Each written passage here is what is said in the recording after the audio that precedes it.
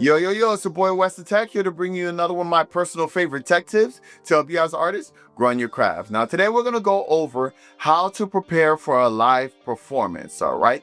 So if you're a recording artist who's currently preparing for your first performance, or you're just looking at tips to help you improve on your preparation for performances, then this is the perfect video for you, because in this video, I'm going to go over a few different things that I feel will truly help you prepare the right way for your performances. All right. Now, before I continue, I definitely want to let you guys know about my free music business checklist tool that's available to download off of my website right now. This is for any one of you guys who's looking into starting your own music business, but don't quite know where to start.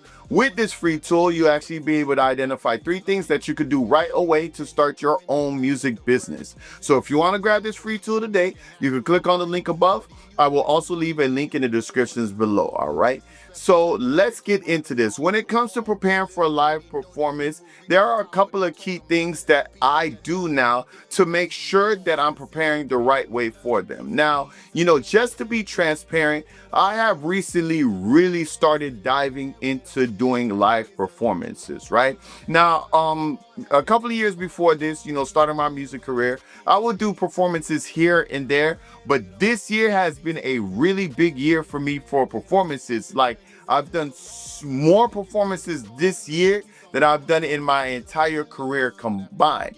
And with all of those different performances, I quickly realized some things that I needed to get better at, and certain things that I shouldn't have done or should have done when it comes to those performances. So what I want to do is I want to go over some key things that I've learned and some key things that I know will benefit you and help you prepare the right way for your performances moving forward, right? And that's really what I want to make this video on. So we're just gonna dive straight into it, right? So the first tip, the first thing that I would advise every artist to do when preparing for a performance is, number one, to create a set list. All right, this is extremely important, probably the most important aspect of a performance, which is why I'm talking about it first, right?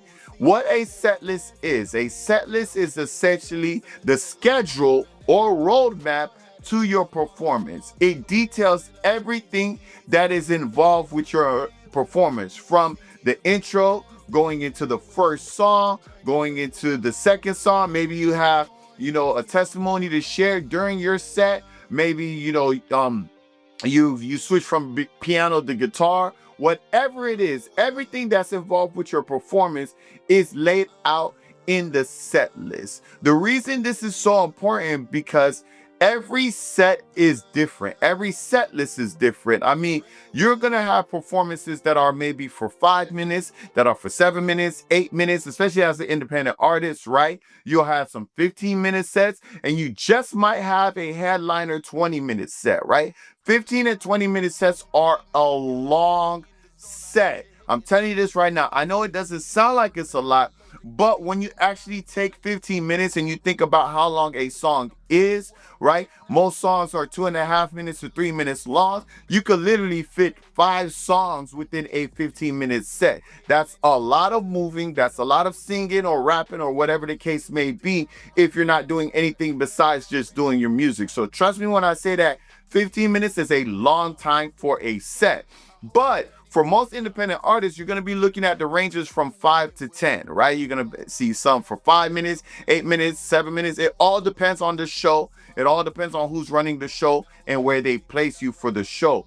But it is very important to make sure that you have a set list that corresponds or works with that time frame, right? Without that set list, you can't stay on schedule. Without that set list, you can't really know if you're going to be able to finish your set in time, or if you might have to add more to your set because you're not reaching the actual quote unquote time that you need for your set, right? That's why a set list is so important. And not only that, you want to make sure that everybody who's a part of your performance is on the same page, from the host who's, introducing you to the stage, to the DJ who's literally going to be playing your music, right? Or if you have a band, so that everybody knows in the band what we're doing next, right? Like I said, it's literally a schedule to your set. If you do not have a set list going into your performance, you are setting yourself up for failure, or you are setting yourself up for confusion because people aren't on the same page. There are times that I have seen, someone has a particular way they wanted to do their set, and the DJ maybe plays the music at a particular time during their set that they didn't want them to play it during that time. Well, the best way to prevent that is to make sure that you have a set list. So again, that everybody is on the same page, right? I mean, having different times and different set times anyway, it should be good for you to do it. Me at this point of right now with my performance history, I literally have a set list for multiple times. I have a set list for 5 minutes, I have one for 8, I have one for 10, and I have one for 15 minutes. And they have different songs that's associated with it, different things that I do between each set list, right? And now when someone tells me, hey, can you do this show? And I ask them, how long is my set? They tell me it's 10 minutes. I already know what more or less what I'm going to do for the set because I've already designed my 10-minute set list. So the first thing that you guys want to do is create a set list. Find out how long your time slot is. Your slot is, your performance. How long do you have? And then create a set list to match that. All right. So that's definitely the first tip that I'm going to give you when it comes to preparing for a live performance. The second tip is to make sure that your music is mixed and mastered. Please make sure your music is quality, mixed and mastered. However you want to do it, whether you want to not have your vocals on the track and you want to have the instrumental, make sure those instrumentals are mixed and mastered. Make sure the quality is there no matter how you want to do it, right? Me personally, I keep my vocals on the track and I play with it, right? I take out my background vocals, but I keep all the main stuff, right? That is something I had to remaster because the master version of the song has everything. So I literally had to take out the parts that I'm going to be performing myself, right? Keep the background stuff and then master it again because I want to make sure that the quality is there. There's been a lot of times and a lot of performances that didn't sound the way it was supposed to sound because the music wasn't mixed and mastered yet. You want to make sure you get your stuff quality and ready to go for these performances because when it comes to performances, it's a well, how should I say? It's your first time doing your music in front of people who don't know your music. So first impressions, that's what I was looking for. First impressions matter, especially to people who've never heard you before, and especially if you're an independent artist, because you're essentially trying to win them over because they don't know you yet and they're not a fan of you yet, right? So you want to make sure that you set yourself up for success by having your music mixed and mastered, right? So that's the second tip. Make sure your music is mixed and mastered. The third thing that you want to prepare for the third way to prepare is with rehearsals. Rehearsals are a vital component to your set. Now, I know if you're part of a band, this comes naturally, right? This is something that you guys are going to do anyway because you guys are performing together and you guys want to make sure there's cohesion and that you guys are on the same page. But if you're an artist like a rapper like myself, and you're really just going to be rapping to your songs, the CD or the MP3, so to speak, right? You may think not to rehearse because it's really only going to be you up there. Again, for those artists who may have dancers in the background, you're going to be rehearsing that, right? Because you want to make sure the dancers know what to do when they do it, and you want to make sure you go along with them. But for those of you who are out there who are just rapping, right? Sometimes I feel like those who just rap don't think it's important to rehearse, right? Because it's just them up there rapping to their songs, but you have to rehearse as well. Anybody who's going to be on the stage, your objective to prepare is to rehearse, right? Obviously, the best way is to rehearse is to have a set list first. That's why I said set list is the number one thing. But with your set list, you can rehearse and you can make sure that everything that you do fall within the time frame that they give you. I have been invited back to so many shows because I honored the time slot they have given me. I don't go past the time slot they give me, right? That is the quickest way to not get another show. is to continually go past the allocated time that they give you. Make sure you stay on time with what they give you. And the best way to do that is to rehearse your set list. You have the roadmap, you have that, so you can rehearse it. You can clock yourself. If you have 5 minutes, clock yourself within that 5 minutes and literally rehearse your set and make sure that your set falls within that 5 minutes. You get what I'm saying? There are certain performances that they literally have a time clock at the back of the room, and you are, as the artist, are the only one who can really see it, and you can see the time clocking down, right? That can be a scary feeling, especially if you didn't rehearse or you didn't have a set list, right? But if you do have those things, it doesn't bother you at all because you know that you have enough time to do what you want to do. So make sure you guys are rehearsing. That's a very, very important step to have. The next thing that you guys need to make sure you're doing in preparation for your performance is have backup audio files, right? Anything can happen. Usually when it comes to performances, you're emailing your music way in advance and so on and so forth. But things happen, music gets lost. These things happen all the time when it comes to performances. You're dealing with different DJs, different people, all of these different things. Things could get lost in translation or lost in emails, right? So make sure that you're always bringing a backup with you, whether it's on a flash drive or whatever the case may be. I always recommend having something on a flash drive because if you're dealing with a DJ, he more than likely will have his laptop with him. You can plug the flash drive into the laptop and you're good to go, right? Other people, there sometimes it's the internet and I could email it to you, but you have to understand not every DJ's laptop has access to the internet at all times, especially if it may be an event that's outside, right? Or so on and so forth. So now they have to find internet access, right? You have to email it to them, and it creates all of this confusion and all of this stuff when you could have simply had a simple backup in case they didn't have it before. So always have your backup with you on a small flash drive. You guys know those aren't very expensive. You can buy those at any store, right?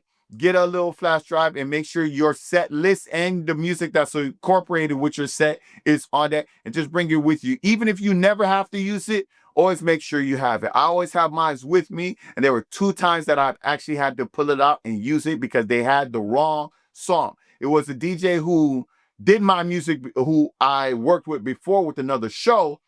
Coming into this show, I sent him an email with newer songs so that I changed up my set, and he only had the older song. If I didn't have that flash drive with him, I would have been screwed, right? Because everything I prepared for was for the new set, right? So make sure that you're having that backup with you just in case, because people make mistakes and it's okay to correct them when you have backup plans, right? So make sure you always have backup audio file on a flash drive or something like that.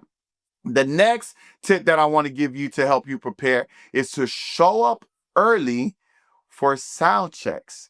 Guys, show up early for sound checks. If you have an opportunity to get there early and check the sound of your music on their soundboard and get a proper sound check, do it. Now, if you don't know what a sound check is, because this is going to be your first time, a sound check is literally you go there, you have your music up, the DJ's ready for you, and you do maybe 30 seconds of your set so that you can really hear how you're going to sound when you actually do the actual show, right? Some venues and things like that, they already allocate time for sound checks. Others don't. But just because they don't doesn't mean that you can't go get your sound check just because.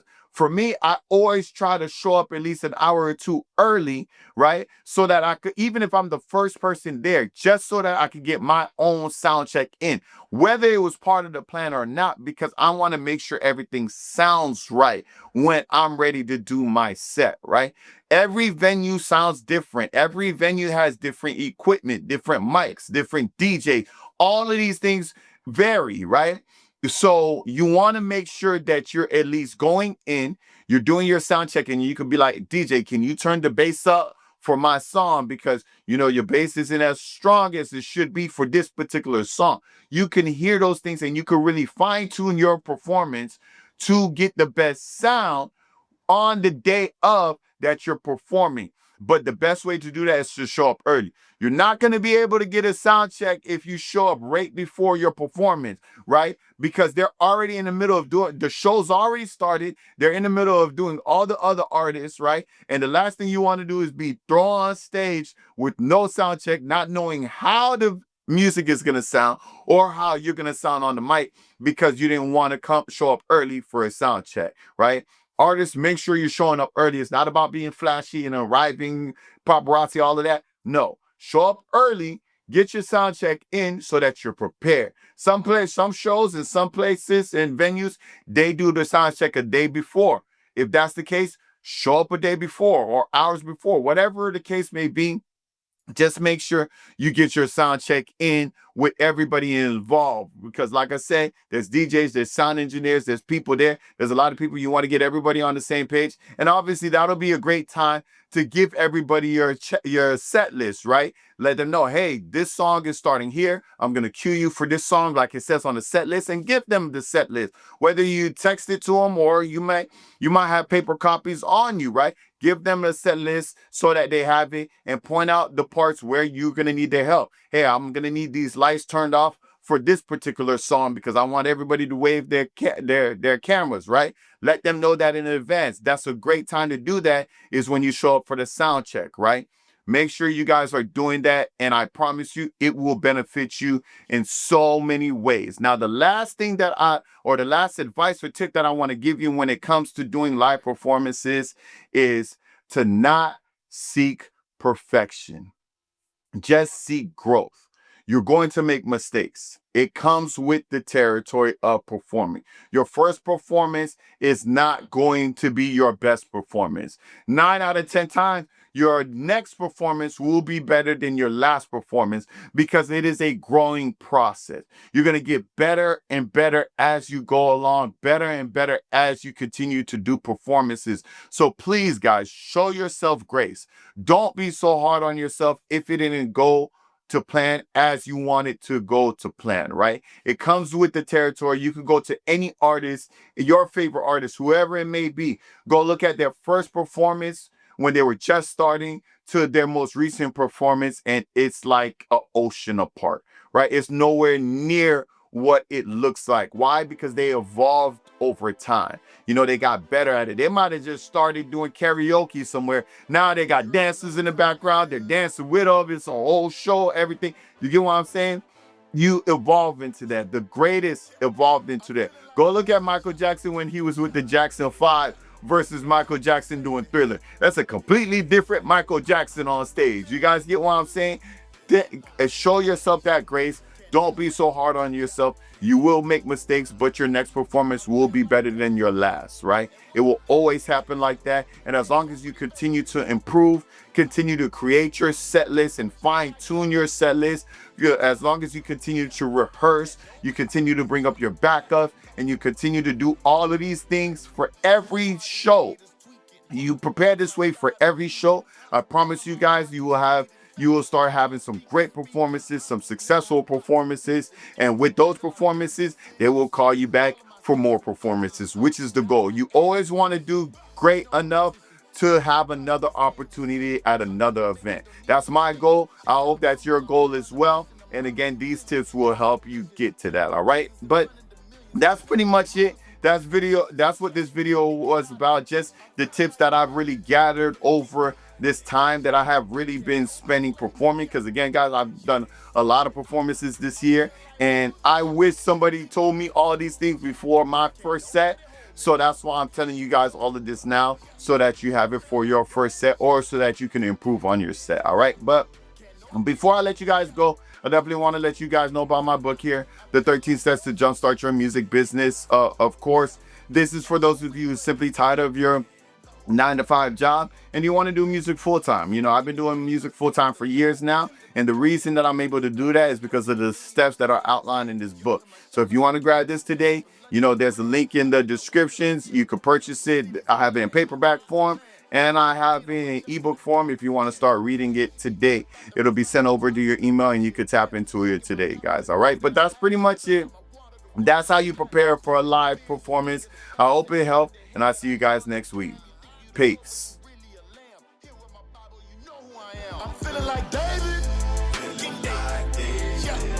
Can nobody slay me? Yeah. I feel like Moses. Big Moses. Yeah. Can nobody hold me? Yeah.